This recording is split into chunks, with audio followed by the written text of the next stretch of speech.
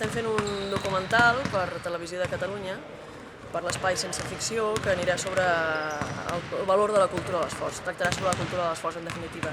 Ens agradava molt tocar el tema del bàsquet perquè també exemplificava un d'aquests valors i sobretot és un model que pertany a un model de gestió, com és el de Joan Roig, que va més enllà, transcendeix l'àmbit de l'esport. També parla de l'empresa i moltes més coses que ens donava peu a que ho poguéssim tractar tot en el documental, perquè em semblava un exemple interessant de reflectir.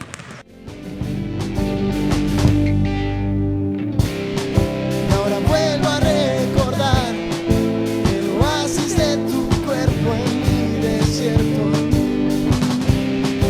Pero eso es el final, la distancia que me asfixia por momentos se ha quedado esperando. València Bàsquet Club, des de 1986. Viu l'esperit taronja!